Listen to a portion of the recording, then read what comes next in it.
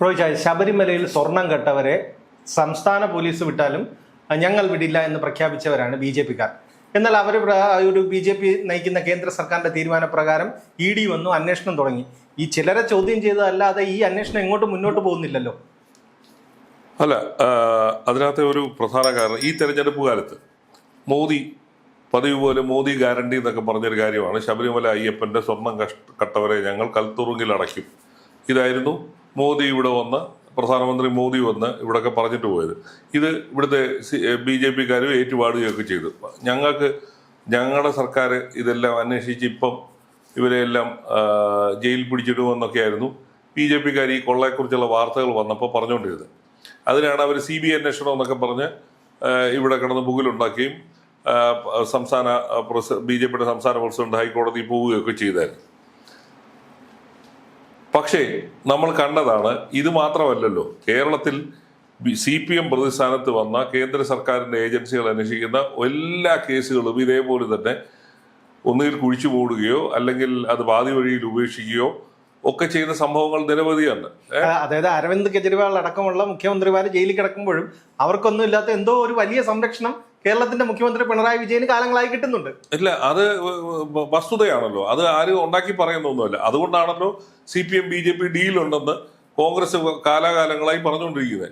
എന്തുകൊണ്ടാണ് CPM പ്രതിസ്ഥാനത്ത് വരുന്ന ഒരു കേസുകൾ, അല്ലെങ്കിൽ ഇവിടുത്തെ സംസ്ഥാന മുഖ്യമന്ത്രി, CPMന്റെ ഉന്നത നേതാക്കൾ ഉൾപ്പെട്ട കൊള്ളകളുടെ കേസുകളെല്ലാം തന്നെ BJP നേതൃത്വം, കേന്ദ്ര സർക്കാർ നേതൃത്വം ഇടപെട്ട് കുഴിച്ചു മൂടുകയാണ്.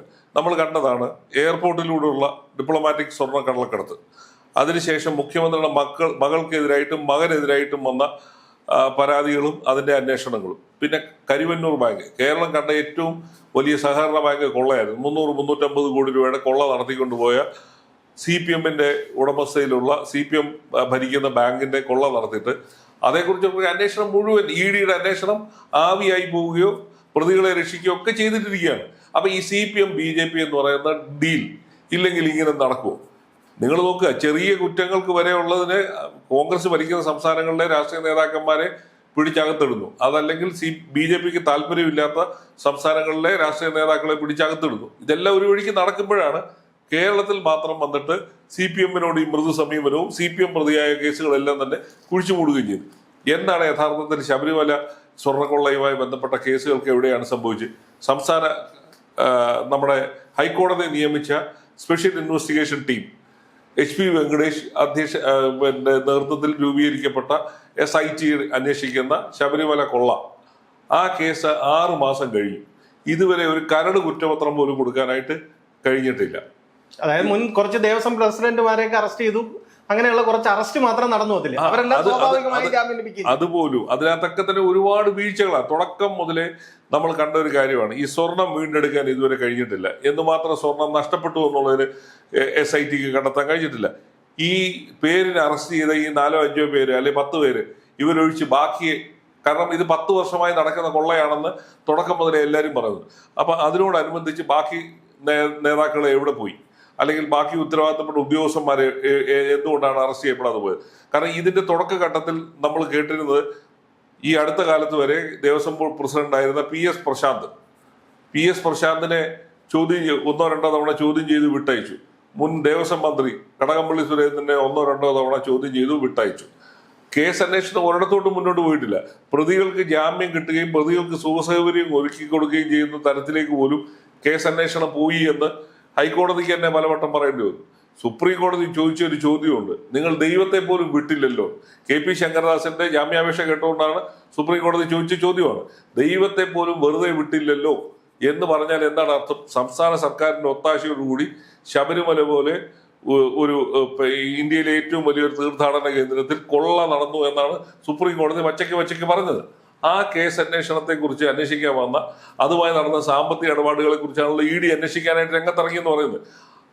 എന്നാൽ അതിനെ മുഖ്യപ്രതി, 1-ാം പ്രതിയായ ഉണ്ണികൃഷ്ണൻ പോറ്റിയെ ചോദ്യം ചെയ്തിട്ടില്ല, പത്മകുമാറിനെ ചോദ്യം ചെയ്തില്ല, അതുപോലെ തന്നെ വാസുവിനെ ചോദ്യം ചെയ്തില്ല. ഇങ്ങനെ ആരെയും പ്രധാനപ്പെട്ട രീതിയിൽ ചോദ്യം ചെയ്യുകയോ തെളിവ് കണ്ടെത്താനോ ഒരു ശ്രമം ഉണ്ടായില്ല. തെരഞ്ഞെടുപ്പിന് മുമ്പ് ഇതെല്ലാ തെരഞ്ഞെടുപ്പ് കാലത്തും BJPയുടെ കേന്ദ്ര സർക്കാർ നടത്തുന്ന ഒരു ഭീഷണിപ്പെടുത്തി ബ്ലാക്ക്മെയിൽ ചെയ്ത് വോട്ട് മേടിക്കാനുള്ള സംഭവം. കരിവണ്ണൂരിന്റെ കേസ് പറഞ്ഞാണ് 2024 നടന്ന ലോക്സഭാ തെരഞ്ഞെടുപ്പിൽ പിന്നെ സുരേഷ് ഗോപിയെ ജയിപ്പിക്കാൻ അവിടെ വേണ്ട ഒത്താശകൾ ചെയ്ത് അന്ന് CPM-നെ പിടിമുറുക്കുന്നു എന്ന് പറഞ്ഞ് പിടിയും മുറുക്കി CPM-നെ കൊണ്ട് വോട്ട് ചെയ്യിപ്പിച്ച് അവരവിടെ കേരളത്തിൽ നിന്നുള്ള ഒരു MP അവർ സൃഷ്ടിച്ചെടുത്തു.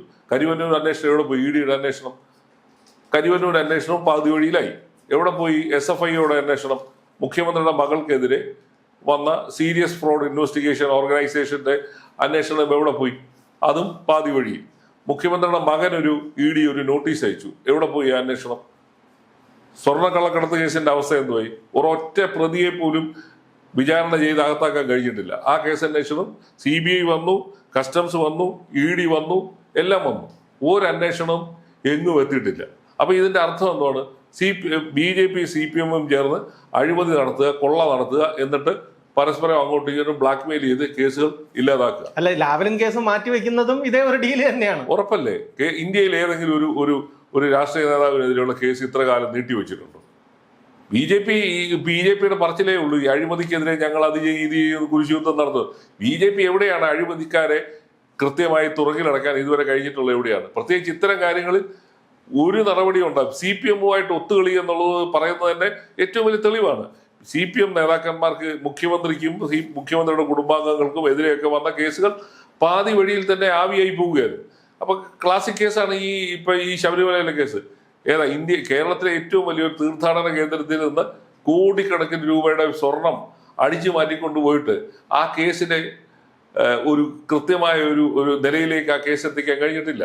ഒരു തെളിവ് കണ്ടെത്താൻ കഴിഞ്ഞിട്ടില്ല. അല്ല, എത്രമാത്രം സ്വർണം നഷ്ടപ്പെട്ടു എന്ന് പോലും ഇതുവരെ അറിയില്ല. അത് തന്നെ. ആ സ്വർണം വീണ്ടെടുക്കാനോ സ്വർണത്തിന്റെ അളവോ പറയാതെ ഈ കേസ് എവിടെ നിൽക്കും?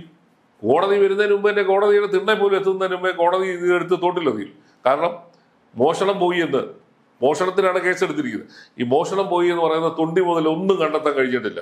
അതിന്റെ തൂക്കമോ ഒന്നും കണ്ടെത്താൻ കഴിഞ്ഞിട്ടില്ല.